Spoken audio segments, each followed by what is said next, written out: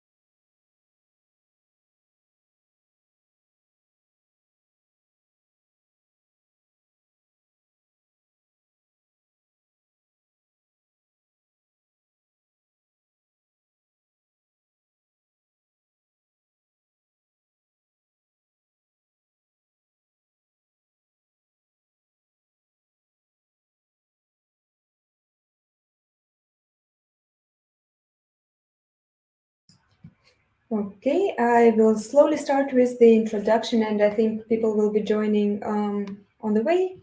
But anyway, hi everyone. Welcome to our today's webinar, Sustainability and Innovation in Returns. My name is Alexandra, and I'm Strategic Market Analyst here at Cycleon. We are excited to be here along with our amazing guest speakers from the industry to have a productive and insightful discussion about how we see the future returns and how we can make them even more sustainable. Our goal is not only to show presentations, but to open up conversations. So I'm encouraging everyone to leave the questions throughout the event. There is a tab on the right of your screen where you can post your questions. We will be also putting a few polls up there to collect your opinions. At the end of today's webinar, I'm saying it already now, I will repeat it several times today, that we will be sending a recording of the entire event as well as slides. We will be also introducing a white paper in the upcoming weeks with the results of our consumer research. So keep an eye on your inboxes afterwards. Let's see. So I see people are still joining. That's great. I'll, I'll take 30 seconds more for more people to join. Okay, great. At least I know someone hears me. That's good.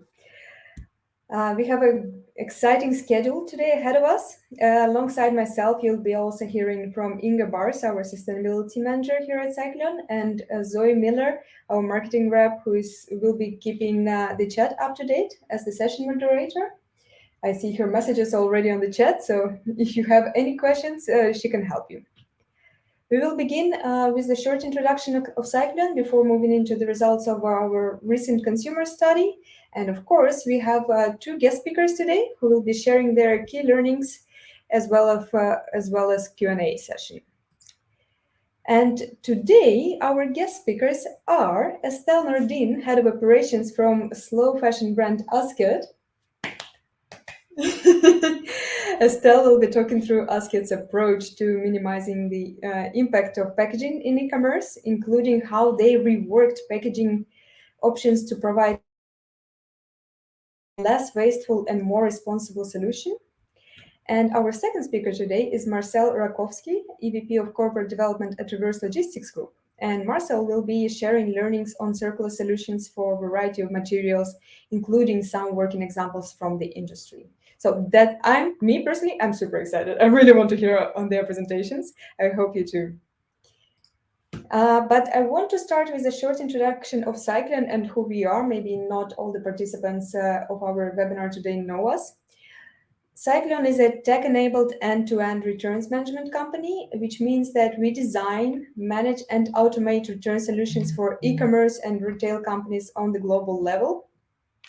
And talking about Cycleon, I want to highlight our three key features. We have modular approach with over 30 products and solutions, which means we are very flexible. Our people manage, truly own, and fully orchestrate your returns, which means that's how we make our clients' life easier. And at the same time, we have a technological backbone with in-house IT development and data-driven decision making. Long story short, we manage returns so brands can focus on growth and other priorities, providing seamless experience and reducing environmental impact. All we do in sustainable manner. And that is also the reason why we are hosting this webinar. Sustainability is important, and climate change conference that is taking now place in Glasgow only proves it. But how does it influence consumer behavior? I have a few numbers for you here. So, according to recent researches, 79% of consumers are changing their purchase preferences based on sustainability. That's a great number, but what more, 54% of consumers expect to see sustainable packaging. So the requirements to brands grow every day. And 42% of those aged 18 to 25, so that's young generation, are likely to consider the environmental impact of their online shopping. And that brings us to why we are here today. It is important to take care that everything we do is done in sustainable manner.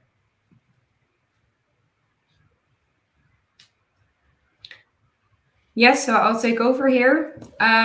So I want to explain a little bit what we find are sustainable elements in the return business. And the first one here is actually the primary task, and that's of brands to decrease the amount of avoidable returns. So, for example, by providing transparent and easy sizing guides. This is the first step to reducing the environmental impact related to returns. However, apart from that, there will still be returns remaining. And for these returns, the next step is actually to ensure that these are handled in the most sustainable way with the least environmental impact.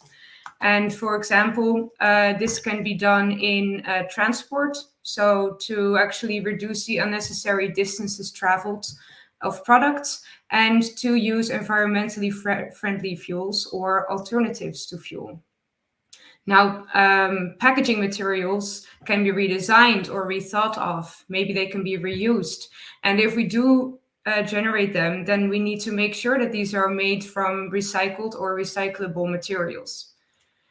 The next topic is about the circularity, and with that part, optimizing value recovery and finding alternatives for materials actually contributes to circularity and makes us innovative, and we also need to make sure that we improve and we need to partner up to grow together and to find a better market for these materials. Now, these 5 elements we've actually translated into our sustainability strategy, linking these elements to our network, our services, and to our organization. And one of the results of our sustainability strategy is our sustainable products, while the other one is actually the creation of Goodprint. So I'll shortly explain to you our products first. So to shortly show you what we actually have 3 paths here. So the sustainability products have actually just been launched. So I'm happy that we were able to provide these to the market. And firstly, the sustainability measurements and results are available in our reports. So with that, we are transparent to our partners and we are transparent about our emissions. With this information, our clients can actually see where they can improve, and they can also use the information internally. Now, we know that only data does not show the complete picture. So we also share market insights with our clients and show where opportunities for improvement lie. We do this based on research in the market, but also to see what's going on with pilots, and we link these to the networks of our clients. And the last part, the third product that we've launched is actually a program, our Return to Zero program. And this program focuses on carbon neutrality. So what we've actually chosen to do is to reserve all of the revenues from our sustainability products to our so-called impact fund. So we don't see them merely as income for Cycleon, but instead we reserve these revenues to invest in the sustainability of our network.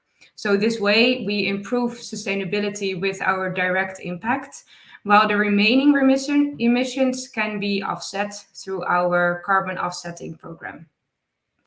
So the strategy part and the products, I hope, clarify a little bit how we make the sustainability parts tangible to our clients. And then the remaining part is actually the part, another result of our sustainability strategy.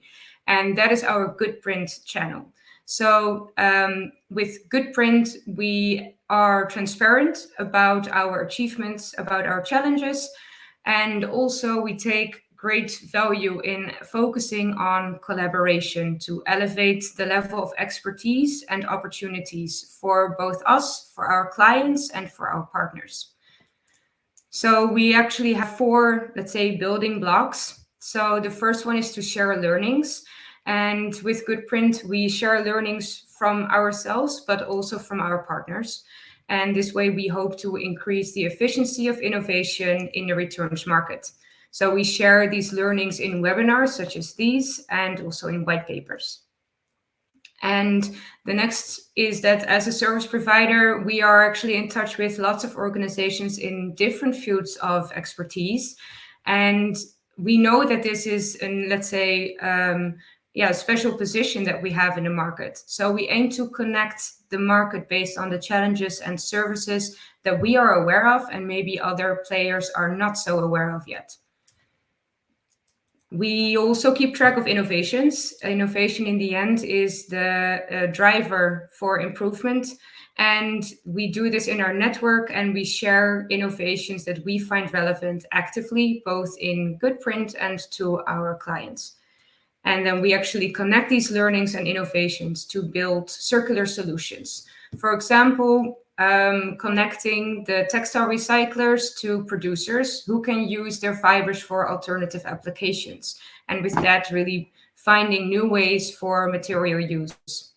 Overall, we aim to connect our expertise, our clients, and our partners in such a way that we can develop sustainable solutions for the global returns market together.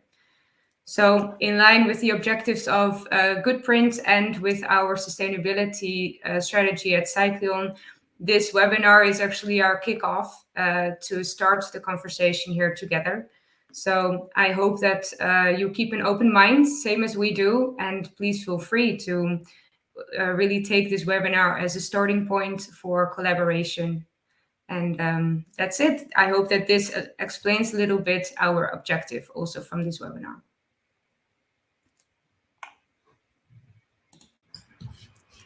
Great. Thank you, Inge. And I want to start presenting our consumer research results. For those who have recently joined us, we will be sharing the recording as well as the slides. So no worries, you'll have all the data after this webinar. A few words in the beginning about the consumer research itself. It was focused on consumer preferences in terms of sustainability in returns. We have surveyed people in 8 countries, including all age groups and genders. And let me start with a few insights on consumer behavior. So we asked consumers, which of those have you done? And the results, I find them very interesting. 42% of people among all countries said that they have bought several sizes to try at home. 33% said that yes, I have actually bought several models to try at home. 25% said that they have tried different colors. 23% said they would buy several items as a backup. And 18% actually confirmed that they have worn items before sending them back. 12% have ever returned item later than allowed. 8% registered the return but never sent the item actually back. And 24 said that they've never done anything of those. They actually have quite a sustainable purchasing behavior. But I should also mention that that the results among countries were very different. If you're just looking at the first one by buying several sizes to try at home, you can see that in Germany, 57% of people answered positively, while in France, this number was only 25. That's a huge difference. And that brings me to my conclusions, to a short summary. Consumers behave differently per country. When looking at consumers, you should always look at their behavior per country separately. 18% have worn the items before sending them back. That's quite high. That's every one person in five. That's a high number. But at the same time, 24 shop in responsible manner, and that's great. That brings hope that more and more people will be doing that. But while I was looking at these results, I couldn't stand by, but ask myself a question: how can we stimulate people to actually adopt the more sustainable purchasing behavior? And that's a question not only that I ask myself. I think that's the question that we should be asking all together in this industry, because that's where the sustainability starts. My next topic of the consumer research results is about packaging, and I want to make a short game, if I can call it a game. Right now, on the right-hand side, near the chat, there is a tab called polls, and we will be publishing this poll. And we want to ask you, what do you think consumers have chosen here? So we have asked consumers, which packaging would you prefer for your online purchases? Can you guess what did they choose? And let's take a minute for everyone to vote. I'm very curious whether you will guess the results. The results are actually on the next slide, so no need to wait long.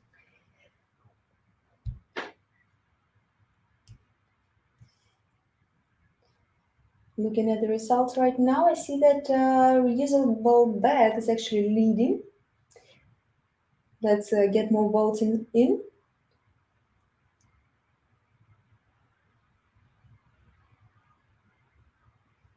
Oh yeah, we can actually we can actually see them on the screen right now as well.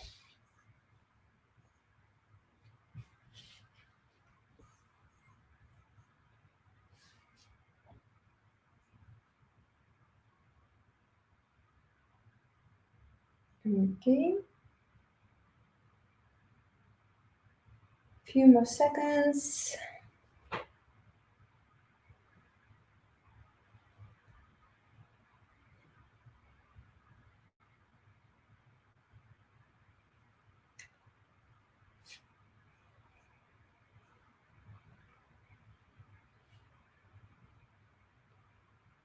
Okay, so the reusable bag is still leading, with reusable box being on the second place. And single-use packaging is somewhere behind. Let's see whether consumers think similar. So let me go next. Actually, consumers prefer single-use packaging. 38% chose carton box, 22% chose single-use bag, 17 voted for usable bag, 10 for reusable box, and 14% chose packaging doesn't matter to me. Yeah, of course, single-use packaging is more convenient. You don't need to do anything with it after you have received your package. You can just throw it away. So there is somewhere a mix of sustainability and convenience. But let's quickly see whether there is a difference in countries voting. As an example, let's look at Italy versus Sweden. And you can see that, yes, even here there is a difference between countries. In Italy, 51% chose for carton box, while in Sweden this is 31. And the same way in Italy, only 13% chose for a reusable bag, while in Sweden this number goes to 24%. Which brings me to my summary. Again, countries are different. Who would have thought? But at the same time, what is important, 85% of people, they care what packaging is used. Only 15% said, I don't care. All the rest, they do care. And 60% chose single use packaging. Which brings us to a simple conclusion. Sustainability should be also convenient. So, but if it is single use packaging, it should be easy to recycle or return. And my questions here would be sustainability and convenience. Is there a trade-off or not? And the second question is, do people have enough information about what is sustainable packaging?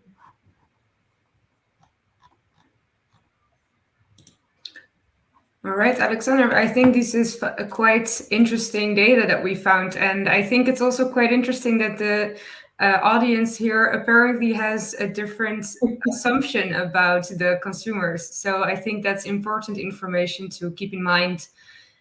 I, with this topic, actually would like to ask Estelle from ASKET whether you also see the link in the packaging and the carton boxes for your own shipments, and how have you handled this topic at ASKET? So you mean the trade-off between using our packaging and reusable? No, I mean in general the topic of packaging and whether you use carton boxes or is it convenient for you as a company, or I think this is something that you're going to share with us now about how you approach the topic. Yeah, no, for sure. So I actually will talk about this now through my presentation. So do you want me to share my screen right away? Yeah, I think that would be good. Then you can click through. Super. So I think you need to remove your presentation so I can share mine. Let's see if it works. Alexander is presenting, it says. So now, super. All right. So first of all, thank you for the introduction and also for having me here today. And it's a pleasure to be here also in your first sustainability talk. So thanks for that. And just to echo a little bit of what you said before, my name is Estelle Nordin, and I'm head of operations here at ASKET. And today I'm here to talk about our approach and how we work to minimize the impact of our e-commerce packaging. And I think you're also lifting a very good question here regarding what is even a sustainable packaging, because that was actually something we had a hard time to define in the beginning even. And just to start off for you and us familiar with the brand ASKET, we are a men's and women's clothing brand founded in 2015. And we are not here to add to fashion, we're here to change it. And we're trying to tackle one of the biggest problems with the fashion industry, which is overproduction and overconsumption. And this we do through our permanent collection and slow fashion business model that really enables us to drive better practices across the entire value chain. And we are really serious about reducing our environmental footprint. So in order to understand our impact and also to understand where we can improve, we conducted a life cycle assessment where we calculated the environmental footprint of our products. So all the way from raw material until manufacturing, which also includes then packaging. And we found out that packaging stands for about 7% of the total impact. So it's clearly not the most significant part, but at the same time, it still counts, definitely, and we really want to make our best in all aspects of the value chain to make the improvements and reduce the environmental impact the most we can. So let's see, there we go. And as many other e-commerce brand, or all other e-commerce brand, we really rely on our packaging. So we need it in order to deliver our parcel or goods, and it is also the first physical touch point with our clients. At the same time, we have this growing issue with packaging waste around the world. So just to put that into some numbers, last year, 3,000 parcels were shipped every second. And in this pace, and if we don't do anything drastic about it, that would just be doubled in the next 5 years. That's really why we just figured that we really need to look into this, and initiated this packaging revamp project that in the end turned out to be a quite long project. So we worked on it for about 1.5 years, but we achieved some good things. So we reduced the material waste of our packaging, also the CO2 emissions, and actually also costs that we weren't really counted on from the beginning, at least. So how to get started if you want to review and make a revamp of your packaging? So I recommend that any brand just make a start off with a full review of your current setup. So ask yourself questions such as, what components do you have? And what are the volumes per component? Because I promise you will get very surprised when you see the amount of packaging you're actually shipping around. And then we also think it's a good starting point to think of the purpose of each component. So making sure we actually need all of them, that they are really necessary.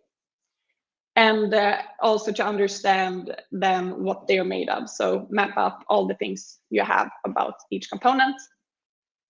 So on this slide, I can show you the components we had in our previous packaging, so the old packaging that we moved away from. We had 2 barcode stickers. We had 1 hang tag, 1 welcome card, 1 return instruction card. We have poly bags made of plastic in 6 sizes, I think it's, or 4. And then we have a shipping label. We have boxes in several sizes, and also a box sticker. So that was the starting point we had. So when you mapped up all the, we know what you have as your current state and the components you use, and we recommend you to define the goal of your packaging revamp, and also really to define the requirements. So here we come back to what you mentioned before, like defining what is sustainable for you, and also lift up what are the important aspects to keep in mind and what do you want to achieve. So for instance, we wanted to get rid of our poly bags in plastic to replace that with a more responsible option. And we also wanted to see if we could remove as many components as possible, and also the material input. And we also listed then all the requirements we had, and it ended up with a very long list actually. So we divided it into these 3 categories, which is environmental impact, operations, and costs. So to keeping these 3 parts in mind when making the revamp. And here I really want to highlight and recommend that each brand make their own assessment to really see what is important for you. But I think this is a good starting point of something we often end up looking into. So starting with environmental impact, to go a little bit deeper here. As I said, we had a long list, but to just highlight 3 of the very important ones, we looked at the CO2 emissions during production, renewable material, and also responsibility in the end of life process. Because we feel like we are leaving a lot of the responsibilities on the customers today, just sending plastic bags and cardboard boxes, and then it's really up to them to take care of them and recycle properly and do all of the end of life steps. And if you started to research how you can reduce the impact, you probably noticed that there are multiple schools out there and different approaches of how you can achieve this. And it can initially feel quite overwhelming to know where to start. So what we did, and what I also recommend you to do, is to start off with this familiar hierarchy, which is about remove, reduce, reuse, recycle. So it looks very straightforward, but of course we went a lot back and forth here, trying to remove something, then reduce the thickness, going back to can we remove something else. But I think this is a quite good and clear approach to tackle this.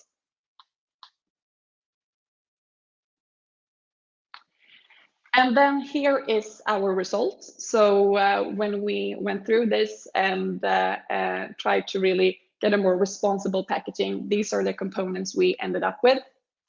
So we managed to, starting with the poly bag that I mentioned were previously in plastic, we replaced it with this white paper bag, as you can see here on the picture. So that helped us to reduce the thickness of the bag, so the material input, by 50%, because the poly bag was made of 90 grams per square meter, while this one is only 45. The bag is also, it enables you to scan through the bag, so we could also remove one of the barcodes that were placed on the poly bag.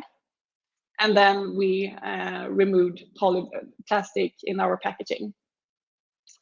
We also introduced 2 different sizes of mailers. So that's the brown bag you can see here on the picture. And these replaced all our smaller boxes to also then reduce the thickness and material input. And this is also much more efficient while shipping around, because we don't want to ship unnecessary air. For the boxes, we replaced all the virgin material with recycled cardboard. So all our mailers and boxes are made of 100% recycled paper. We also removed our welcome card by just combining it and merging it together with the return instruction card. So it also allowed us to get rid of that one. And the boxes and mailers were actually pretty easy to replace. It was just about finding the right supplier that could provide us with a recycled box instead of using any virgin material.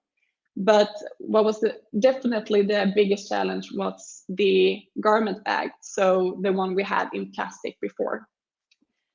Because honestly, there are several benefits with plastics. It's durable, easy to handle, lightweighted, cheap, and yeah, it's really, I can understand that many brands started to use this poly bag from the start.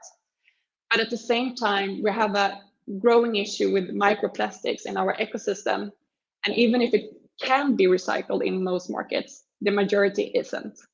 So it's actually estimated that by 2050, it might be more plastic in the ocean than we have fish. So therefore, we really felt like we can't continue with this. So we considered several options. We looked at something called Paptic, paper bags, recycled plastic, water-soluble bags, reusable options, you name it. But in the end, we decided to go for this so-called glassine bag that is made of paper. So even if paper can have higher or requires higher, more energy during the production, it is still the fact that we reduce the thickness, so the material input compared to the previous garment bag. And it is a renewable and FSC certified material source. And the end of life scenarios are much better. So it's easy to recycle. And if it ends up in the landfill, it will eventually biodegrade, even if that is never preferred. So that was my summary about the environmental parts, and now considering the operations, because that is also, of course, something to keep in mind when you changing your packaging, because in the end of the day, that's how you're going to transport your goods. So for us, also going back to them, when we define the purpose of the packaging, the most important part is really that it should protect the garments that are inside the package. So that's also where we saw that we had the biggest environmental impact and where the most value is. So that is really important. So when we had our hypothesis of what kind of packaging we wanted to move forward with, we made a lot of testing together with our partners. So everything from working with our factories and suppliers to warehouse, shipping providers, to really see that it held up during the full journey. We also included our customers in this process, so surveying them and asking them about their feedback, how they thought that the bag and box were holding up once it was delivered. So that was very helpful, and also we did all of this before we took our final decision.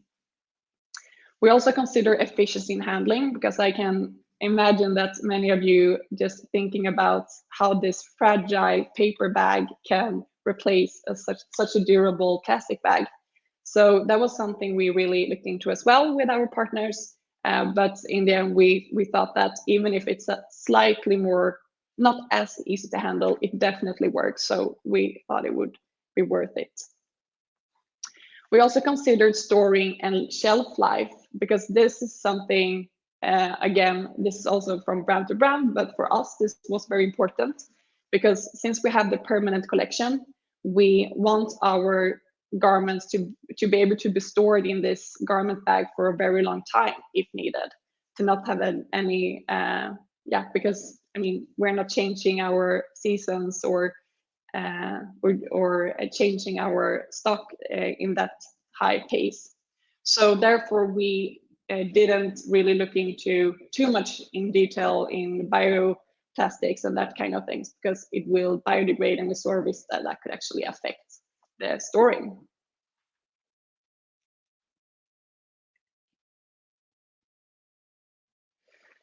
And then the last parameter, so cost. And here I didn't expect us to also gain cost reduction from this project, because initially thought that, okay, a more responsible option will also cost more, because it's not, sometimes it works like that. But what I gladly can tell is that it was the opposite. So we even cut our cost with 45% in our packaging on an average order. So that's definitely a good saving. And here we considered everything from upstart cost and in investments that you need to do when you're changing your packaging, but also the unit cost, and if it had some impact on the handling, that it will require more time to handle or something similar. So that was really a good surprise. And the last point I had here. So just to really summarize with my final slide here, what we achieved with our packaging overhaul in the end was that we reduced the material input by 22%. We now have 88% of recycled content, 47% reduction of CO2 emissions. We haven't purchased any plastic poly bags during the past year since we initiated our new packaging, and then also the 45% reduction in cost. And since this was such a big project and it took 1.5 years to finalize it, and we thought that we had so much learnings, and also just hoping that other brands are looking into this, we decided to really just share all our learnings and our formula of how we did this, and wrote that in a white paper that we published on our website. So if you want to read about more details about this, you can just head into our website at asket.com and read the full formula of how we did it. So I recommend you to do that. And that was it. Thank you. Thanks, Estelle. That's quite a good success story that you're sharing here. So Yes. very glad to hear, and also very, I think, useful information for other players in the market who are exploring the possibilities of sustainable packaging. Definitely. So very, very interesting to see. Additionally to you looking into the packaging of the packaging of your products, I also actually have Gigi here in the audience from Stora Enso, who work on packaging as well. And I would like to invite her to the conversation a little bit, because I think the objective and the activity correlate quite well. So Gigi, I think if you unmute yourself, you should be able to join the conversation. I hope. Let me see if that's possible.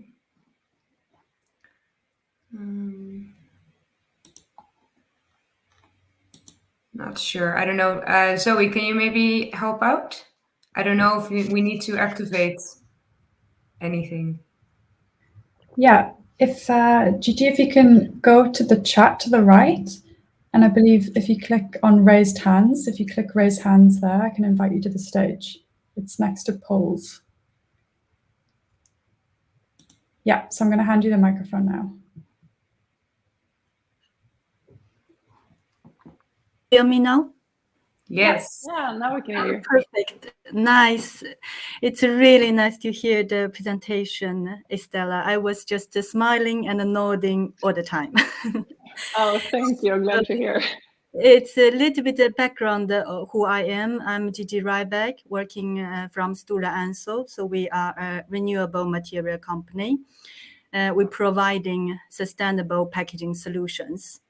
So I can tell you our key principle is also 3 words: sustainability, cost, and also the feasibility, including tech feasibility and production feasibility. So you see how magically it's matching your 3 parameters. So I think this is so great to see that ASKET has taken so good responsibility and initiative trying to do this. And I would actually challenge it a little bit. Yes, packaging account for 7% of the total footprint, if we consider the total products. However, I would say packaging can impact much more than 7%. If you just think about one thing, the key principle about fit to pallet, fit to the transportation, in one of the case that we have done to our customers is that we have reduced, so we fitted the packaging to the pallet so that more pallet and more products can fit into one truck. So we have reduced from 245 trucks per year in transportation into 45 trucks for one customer, for one of their products. And then that impact, the change of the package actually impacted the carbon footprint emission for the transportation as well. So it's much more than just a box, I would say. Yeah, and that's actually a very good point. And definitely the utilization has bigger impact than on the shipping, of course, if you can ship more parcels more efficiently. And maybe just to clarify on our LCA or the slide I show you, that is actually only measuring until it's delivered to our warehouse. So in that calculation, we haven't included the shipping and how that is affected. But of course, super important to keep in mind as well. So good point. And now we can see you as well. Yes, I noticed that I can open the camera as well. Nice to see you, based in Stockholm. But I also think I would touch upon 2 aspects. One is I think it is so nice to think a package. When we talk about packaging solutions, it's much more beyond than just one package, because you need to think about the raw material, the recyclability, and then the fit for the transportation. But also, it's also about the circularity thinking, because eventually reuse the highest. So our first image sort of target is less package is the first goal. And Absolutely. then you can reuse in the same more time. And then it's about how to minimize the material, how to use the mono material, ensure the recyclable content, and also the recycling in the end, how to make it back into. So I think that's really a nice new perspective, because usually it's much longer than the short use cycle we think buying and throwing. Definitely. Yeah. And that is also because we actually have a reusable bag that we offer to our customers as well, but they need to pay extra for it. So, but we offer that as a service. So it's called WePack, and it's a reusable bag. And I agree, that's how we can achieve that we remove most components for that person to be delivered.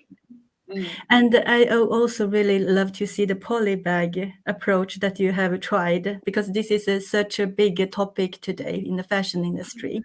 And if you think a little bit bigger from the industrial perspective, there's not possible to compete current polybags price level. They have been optimized for the production, for the margin, mass production. So if you have a new product material solution coming, it will take years before the production is mass enough to compete the price for the polybags.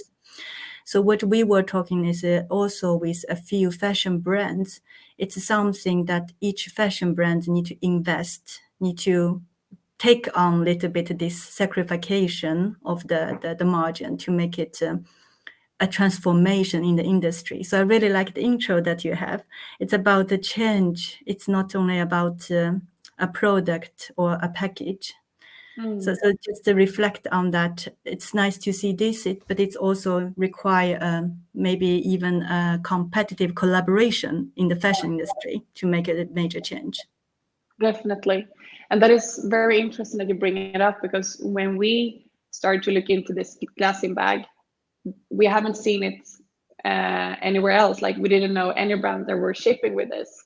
And that was, of course, a bit scary to then start off like, what, there must be a reason why brands are not using this.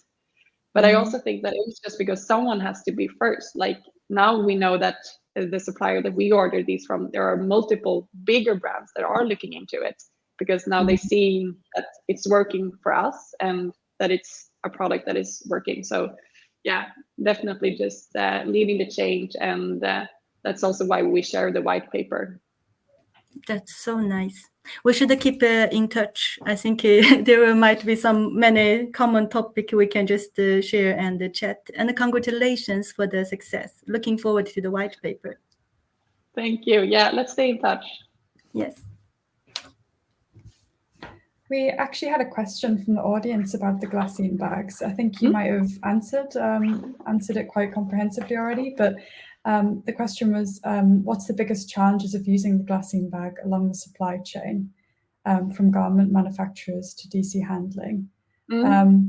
Yeah, I know you might have gone through that, but maybe you can elaborate. I can add in, definitely. So what I initially thought would be a bit scary, or why I also tested it a lot, was during the transportation, if that would be enough. Like, if we have this just a paper mailer and covering the glassing bag, then there's no plastic if there will be moisture or something. But I think that is running very well. I think that the biggest issue, or like the challenge rather, is that since this was also a very new product, like we've seen sometimes with our warehouses when they are scanning through the glassing bag, because since it's transparent, you should be able to scan through to scan the barcode. But that has been not working for all bags. So that is something they have improved now for our second purchase round. But that has definitely led to a little bit longer handling time. But it's still working. It's just that they need to push down the glassing bag and scan through. So that is a bit of extra work. I mean, it is more fragile. Still, it's just thin paper, but it works. It's a job to really cover and to store the garment inside the glassing bag. And I also think that I know that many brands, they're actually having two different flows for their packaging. So first, the factories are packing in, let's say, one poly bag in plastic, then it's shipped to the warehouse, where it's repacked into glass or some kind of silk paper to have a more luxury feeling when it's delivered. But with this bag, and we did that before as well with the poly bag we have it the whole way, so from the factories to the end customer. So, I mean, that's also then really depends on your procedures and your supply chain. But I recommend you to do testing before you make such a big change. Okay, that's great. Thank you for adding some comments there. I'm just looking, we have a few more questions, but for time's sake, I think we'll keep going, and then hopefully we'll have a little bit of time at the end where we can go back and have some more discussion. Super, thank you.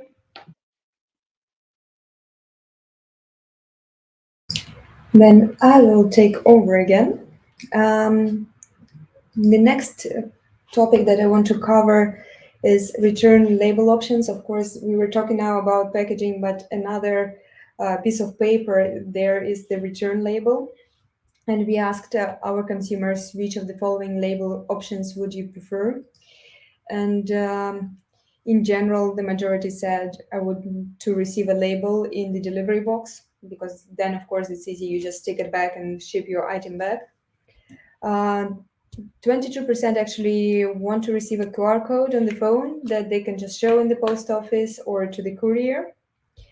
20% are ready to print the label out from the email or the portal once they need it. And 5% would like just to write it on the box and give it back to the postal person. And here I want to again look at the difference per countries. The country with the highest number of people who said I want to print the label is France, with 38% people agreeing to this. But at the same time, we also want to ask the question, how do you have access actually to the printer? And France is also the country with the lowest number of people who said no, I don't have access to the printer. So these things are very related. But of course, going forward, I think me personally, I don't use the printer anymore. I don't buy new toner. So for me, this time is behind. And I think that in general, the future is paperless, and there are many reasons for this. First of all, talking about the label and the box option, knowing that only about 30% of, that's actually a lot, so 30% of products are returned, but it also means that less than 30% of these labels are used, all the rest just go to garbage. And at the same time, people in many countries don't have the printer, and 80%, but at the same time, 80% of people do not want to print the label because that's not convenient. That brings us to the conclusion. Paperless is future, but paperless should be as easy as label in the box. It should be convenient as well as sustainable. And I want to also highlight how important paperless is. If you just look at 100 purchases, just as an example, and 30 of them are returned, usually to put a label in the box, you need 2 pages A4. So for 100 purchases, that's 200 pages of A4. While only 60 of them will be used. But at the same time, if we are talking about paperless, that's a quarter of a page. You show your QR code in the post office, the label is printed, and it's a quarter of the page. So on 100 purchases, it's 7.5 A4 page versus 200. That's 96% less. That only shows us how important it is to move to paperless. And that's the part about the return labels. The next question will be about the materials, moving from papers to different materials. We again want to use our beautiful poll function on Airmeet, and we ask consumers if you can add a bag with your used clothing or shoes to your return shipment, which of the following options do you prefer? And let's again try to guess, what do consumers prefer? So the options are: I want to have an opportunity to send my package to resell to secondhand market, or I want to send my items to charity or goodwill, or I want to send my items to recycling, and try to guess which of those were the most popular. And again, you will see the results from our actual global consumer survey on the next slide. But also, let's try to see whether we can predict consumer behavior or not. And again, let's take a minute for voting, and then we'll move to the results.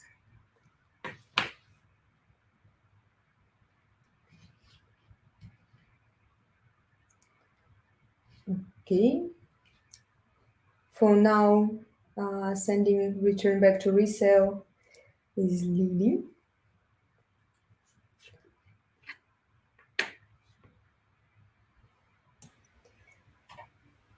I was actually really excited about the results that I'm about to show you.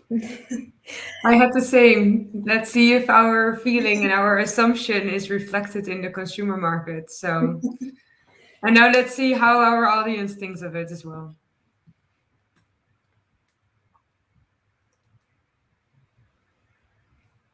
I think also a bit with the circularity in mind, people know that they have some items in their closet that they're not using or not going to use.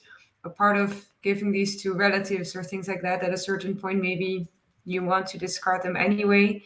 So then it would be interesting here to see whether the results match with the consumers. I'm one of this person. I have a whole stack of clothing and I don't know what to do with it. And I don't want to throw it away. It's not sustainable. So, me personally, I'd love such an option because then at least I know that it will go to a sustainable place where they will either donate it to charity or they will actually recycle it. Okay. Um, okay, so sand returns back for resale is leading. Let's move to the next slide and see whether it's actually whether consumers think the same. And actually not. So they could choose several options because, of course, they might want to do all three, sent to secondhand or sent to Goodwill or sent to recycling. And if I look in all countries together, 70% of people voted for that they actually want to send their stuff away for secondhand market. 74% chose charity or Goodwill, and 78% chose recycling. And of course, there are many reasons behind it. But here I want to look at not the countries' differences, but age differences. And you can see that the dark gray chart is sending to secondhand market among young people. Comparing young people to older generations, they do prefer this option. I guess young people want, there are many reasons again behind it. Young people wanting to get their money back or giving this item a second life. And at the same time, I'm it could be this bar could have been higher if there was not so many already options for second hand apps like Vinted and so on, where it is quite convenient to sell your items. But at the same time, I'm very glad to see that the older generation, the middle-aged people, they all want to have sustainable options for their old out-of-use items, so that in general, you see in the news that young people offer sustainability, but here we see that middle-aged people and older people, they also want sustainable options for their out-of-use items. And that brings me to my conclusions. Yes, as I already mentioned, young people would like to sell their out-of-use items, but at the same time, if you're looking at the picture in general, 78% are interested to send their out-of-use items to recycling. And in general, the numbers that you saw, it was from 70 to 87. So many people actually want sustainable life for their items that they don't use anymore. They want to give it next chapter, and that's great. But at the same time, I'm again asking myself a question: how do we keep items in cycle for as long as possible? And instead of just throwing an item away, give it a second life at maybe in charity, maybe at secondhand market. But the second question is, what do we do after when this item is not usable anymore? Let me see. Yes, and I think that our next speaker can help us maybe with to answer some of these questions. Yes, because this basically what we're also trying to show with these data is that the circularity approach to, first of all, extend the use, and after that, actually find alternatives to either reuse or recycle materials really contributes also to circularity. Now, we've used in our survey the option for circularity of mostly fashion or at least for apparel. But the circularity market as a whole is actually something for which I think Marcel will enlighten us a little bit on what kind of developments have been going on there and what kind of challenges they see there from the reverse logistics group. So Marcel, I think if you unmute, you should be able to start presenting as well. Yeah, thank you, Inge. Thank you, Alexandra. Thank you, Zoe, for a very nice introduction, and Estelle for your presentation, which is very inspiring.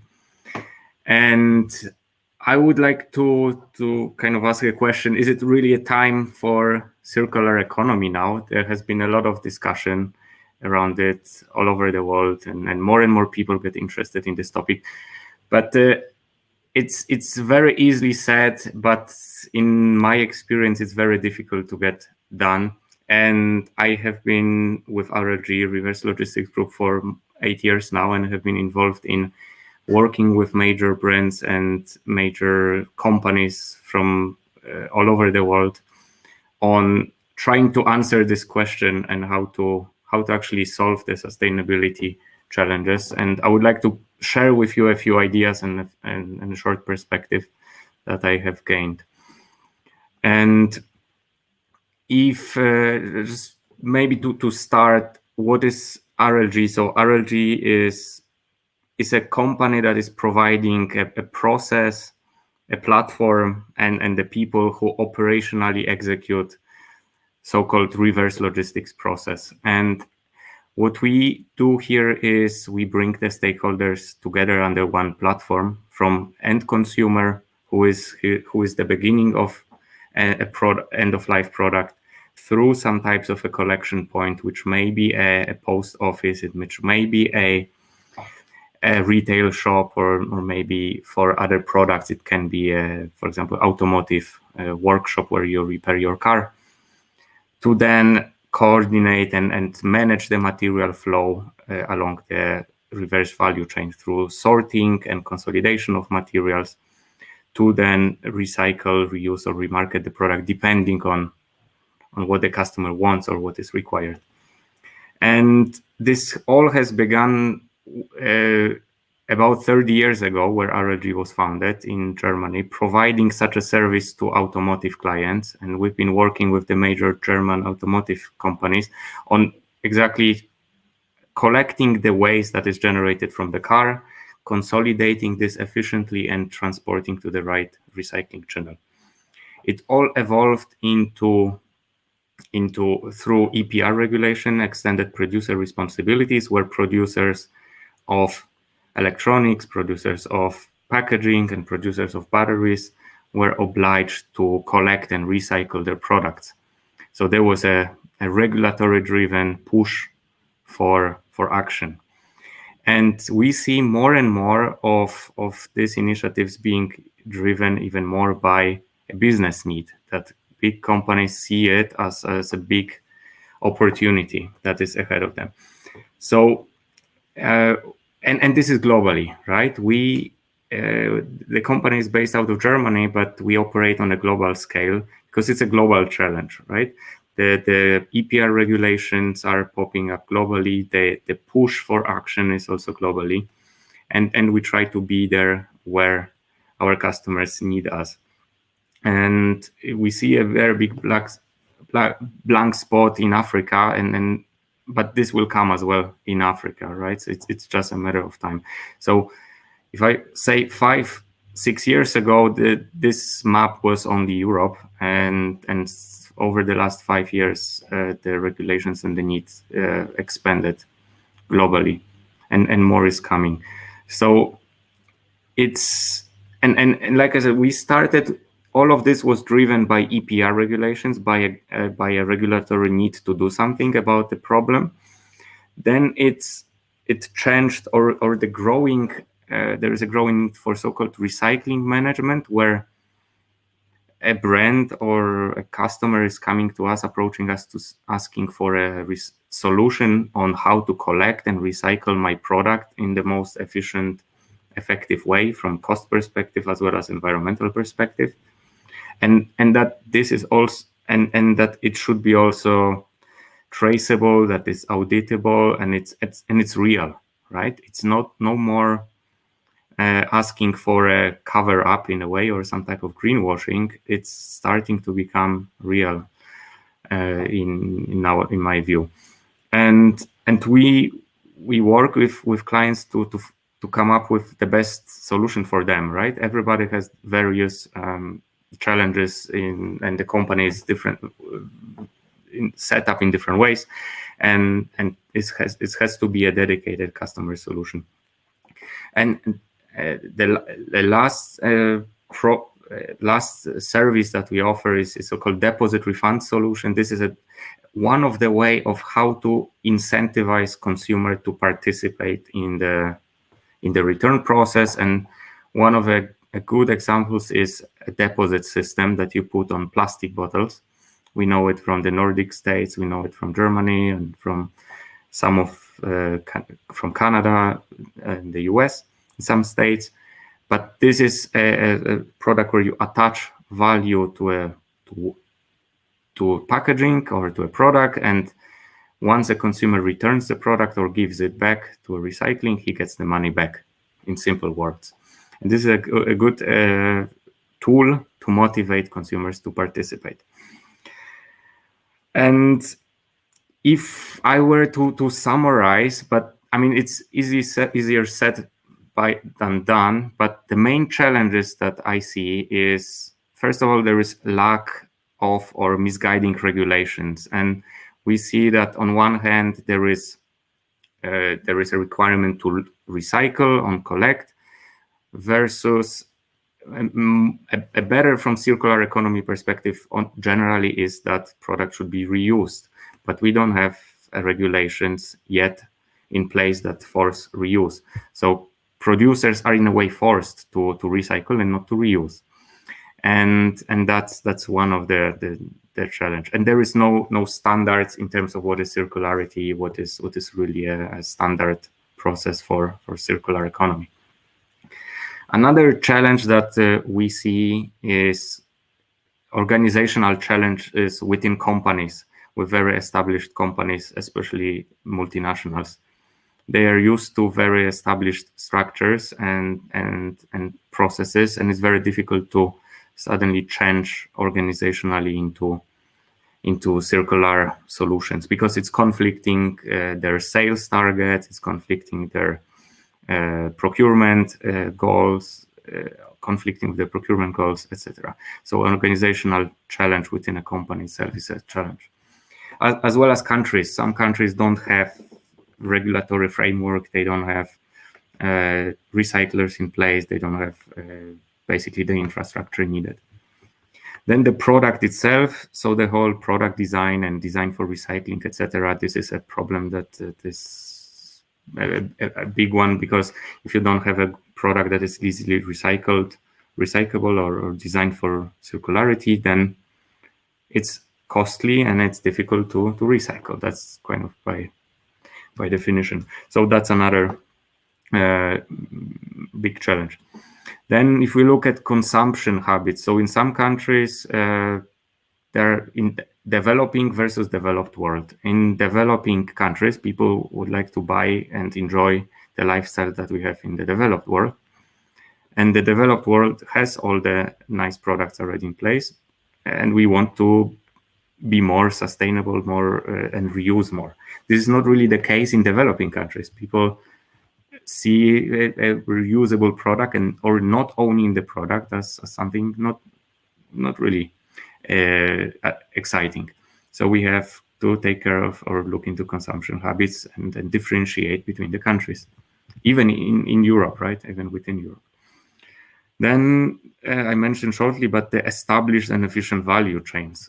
This is a big challenge in organizations that have been on the market for many years, and they have very efficient supply chains.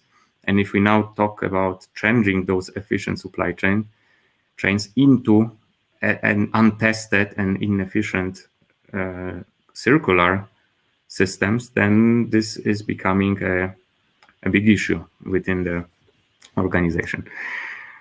But so those are some of the challenges, but there are also some learnings that we can get out of this. And what we see, or I see, is there is more education coming towards consumers, and consumers get more educated, as well as universities are starting to build programs around circular economy, one from a technical perspective as well as from a business perspective, meaning how sustainable management or sustainable business, those are the programs in top business schools, and top technical schools focus on the technical aspects. So you have more research, more learnings coming into this, but more is needed, right?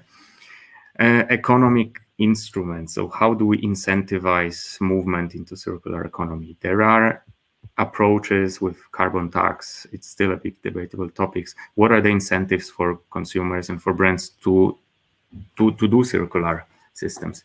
It's something is coming, but it's not fully established yet.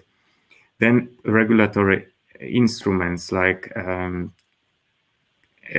asking for disclosure, carbon disclosure, or material use disclosure, or setting targets and requirements on products, saying 90% of material should come out of recycled materials. Those are the instruments that we see in some countries also coming. Then the all technical developments, design for circularity, design for recycling, etc. This is all topic that big brands are thinking of. But what it also means in a way, or what I see, is the role of actors. And here we think about producers, around suppliers to big brands. There are changes happening in the positioning changing. So, for example, when there is a supplier that has been producing some type of material out of virgin material, they suddenly become recyclers as well, or they invest into recycling. And you see it in for example, production of batteries. If you think of electrification of cars, you see that producers of batteries are also becoming recyclers, or want to be recyclers. Then there is a trend towards creating new networks, new value networks, with building partnerships, alliances, and multinational companies investing into recycling, investing into refurbishment companies, just to learn about this new trend and new opportunities. And the learning, another one that is not to underestimate, is the whole complexity of the change. It's super complex. It's like we said, it's easy to say, but it's not easy to get done, because we have huge volumes. Those volumes may be ending up with some consumer houses, and access to these materials is difficult. The transport is costly. Recently, we have a problem with truck drivers in the UK or even in Europe to transport products. And first of all, we have a problem in shipping groceries to shops, and nobody's thinking of waste. Why would I care about waste if I don't even have to cannot ship my products to the supermarket? So those are some challenges, but we also have technologies coming up and that are emerging, and the whole distance that needs to be taken and understood between where the end-of-life product is versus where it needs to be delivered. But the opportunities and what's coming, so within RLG, we see that there is a huge and growing interest in sustainability, and in real sustainability. Right, a lot of what's being said, but now it's become slowly real. With Greta, with COP now in Glasgow happening, it's all bringing to that, and it's a push from consumers, and it's a push. It's a regulatory push, and so this is. I think there is no alternative but to do circular stuff. And there is development and testing of circular strategies, like product as a service or pay-per-use models, or all of the circular business models. They are being developed, they are being tested, and RLG has been part of Circular Economy Initiative Germany, where a lot of these a few pilot projects emerged in that area. Then we have digital technologies on hardware and software to support those business models. So we have tools for that, and they can be used and will be used by companies who are innovative and willing to do the change.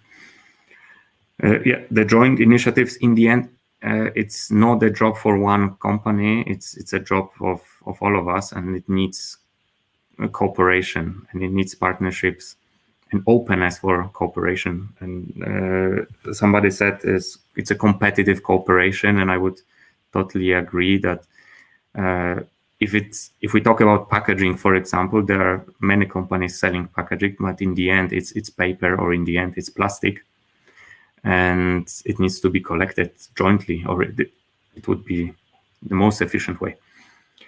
And we see partners who are open to learn and to share knowledge. This, Estelle, I like it when you said, hey, we want to share what we are doing, and this is great. And same here. And we see more and more companies willing to do it, even though it's sometimes even their competitive secrets, right? That they need to balance what they want to share versus not to share. And then in the end, the whole carbon disclosure needs that are coming from investors or from big financial institutions, the whole measurement of CO2 will become important, and whoever will be able to measure and reduce their CO2 footprint, theirs will be a big opportunity. And just to show you that we work or started working in products that are, let's say, easy to collect and easy to do circular solutions. And one of the example of, let's say, an easy product are batteries, are car batteries. And here there is a value in this material, right? It's lead, and lead has a big value. It's a metal. It's a metal that can be traded and reused multiple times. But in the end, behind this, there is a whole process. So starting with a collection of material and an automotive workshop, transporting the product according to waste regulations and hazardous waste regulations. So we need to take into consideration that if a product is destined for recycling, it should be transported as waste according to current law. And that leads to many complexities on in the pickup and the reverse logistics.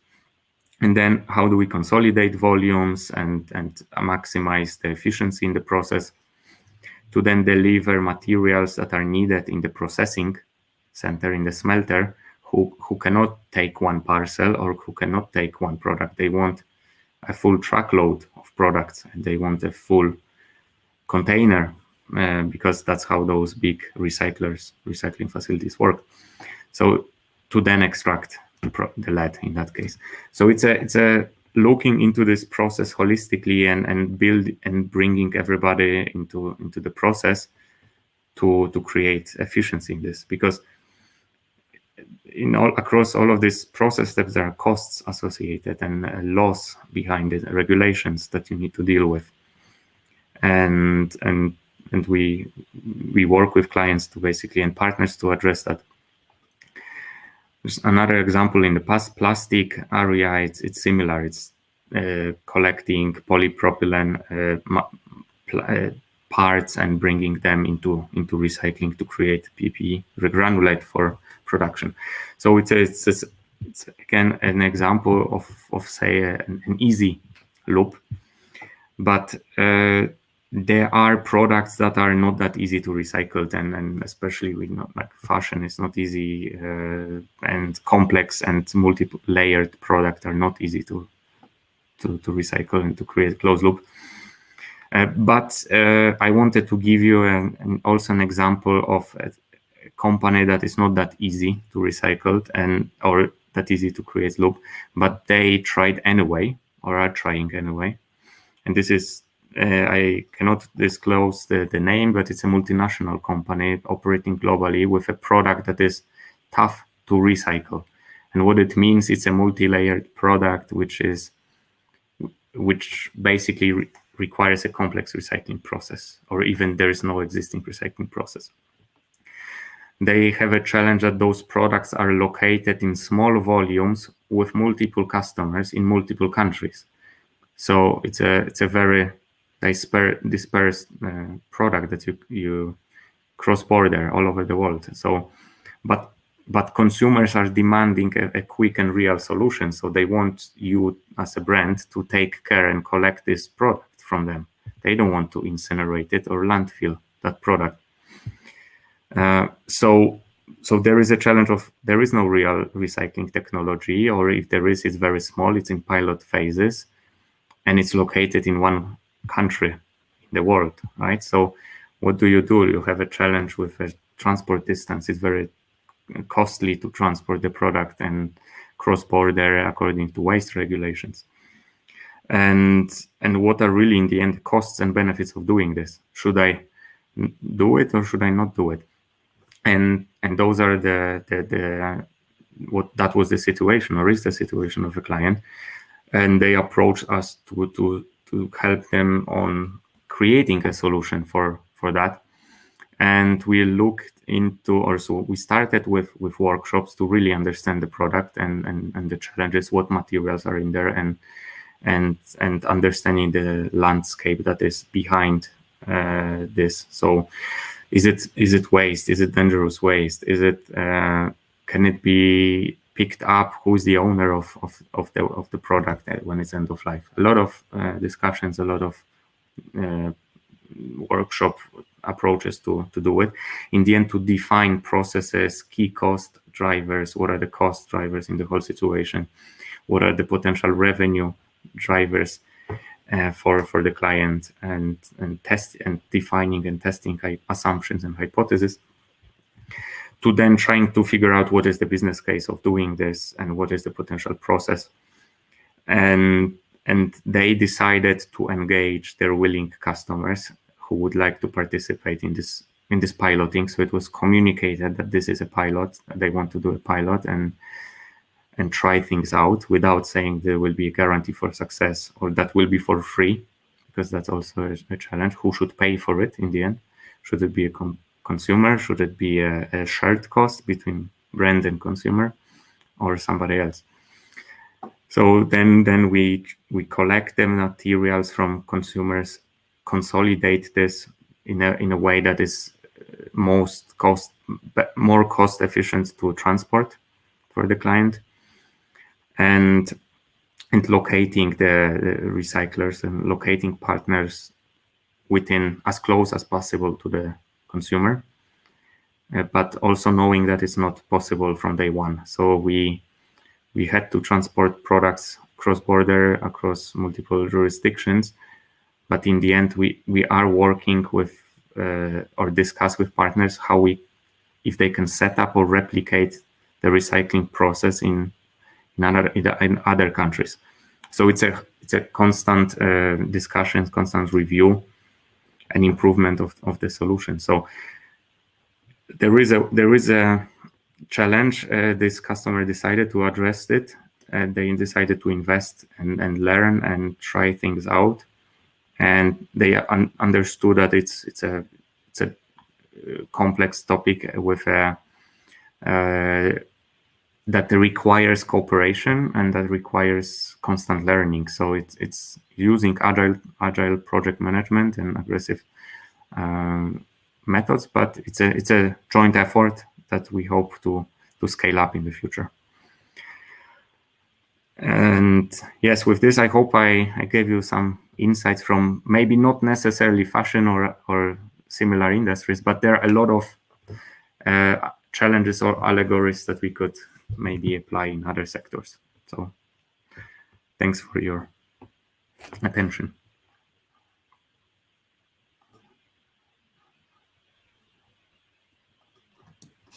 Yes, Marcel, thanks a lot.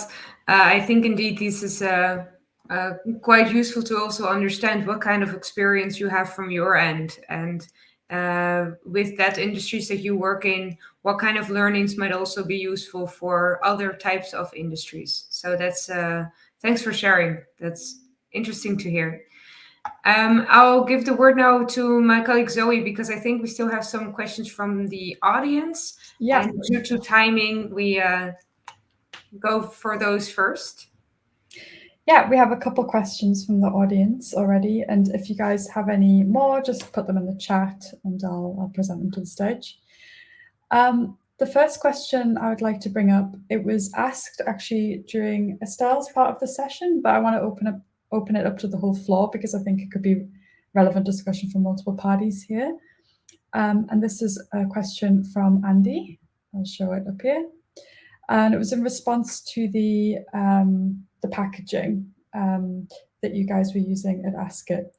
And when you were discussing kind of the weight between how well they protect the products inside versus the benefits of it being a more sustainable option. So the question here that Andy asked was, how would this type of material fare with transporting hazardous material, such as ink cartridges? That's why I wanted to open it up to the floor, because Marcel was also talking about items that might be more difficult to process or to send. So yeah, I want to open that one to the floor. Feel free to for anyone to step up and take that one. Oh, you're on mute still. Oh no, I can't hear you.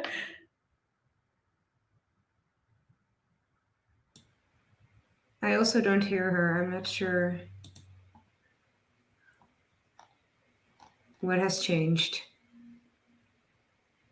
Now you're on mute, Estelle, I can see. Uh-oh, no. I don't know what kind of settings maybe changed here. Estelle, try to reload the page. Sometimes it helps. Just give her a second.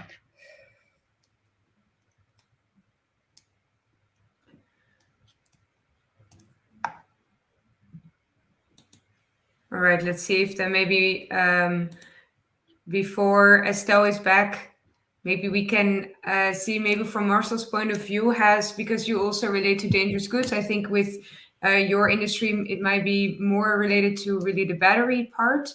But do you also think that the type of packaging in your industry is important to consider for these shipments or not?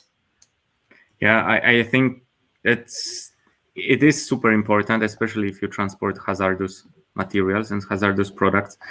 And a good example is a lithium-ion battery out of laptops, cell phones, or electric vehicles or e-scooters that we see everywhere nowadays in Europe and in the US.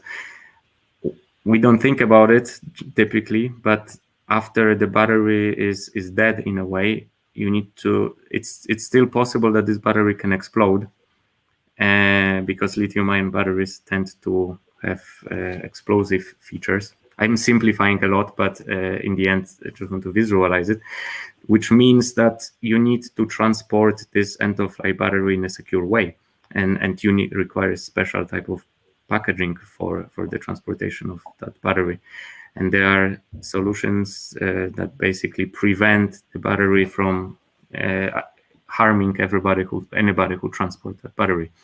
So this is an extreme case for a specific product, but in a way, ink and toner also is by law, I believe, hazardous. So you need to have some dedicated packaging. To my knowledge, now we transport it in carton boxes, but perhaps there are some alternatives. But I don't know exactly what could it be at this stage. All right, let's see, Estelle, if we can hear you now. Yeah, let's hope so. Can you hear me? Yes. Yeah. Okay, I'm not sure what happened there. But I was actually just saying that I don't really have the answer on that question. So, Okay. because I mean, again, it's so much up to each brand to look into their need. And for garments, it works great, but for other type of products, it's hard to say. And I just encourage you to really make your own testing and define what is important to you. I think this is also the part that you shared, that you did a lot of testing first before you decided on the materials. So I can imagine that for inkjets and cartridges, it's also first to see what kind of capabilities the packaging material has and whether that can be changed or adjusted. Yeah, It's a bit of a different approach there. All right, good. Zoe, a bit, I think we maybe have a few more questions, but an alternative is that we answer those separately. Yeah, just leave your questions if you have any more in the comments, and we'll be able to pass them on to our speakers, and then we'll get your response. But looking at timing, I think we'll have to unfortunately close it there for questions. Okay, then I think I will take over again. Yes, looking at the timing. Oh my God, the time just flew by, to be honest. I can't believe it's been 1.5 hours already. And with this, I actually want to introduce our second webinar on sustainability, because I see how much we still have to discuss. We have more results from our consumer study.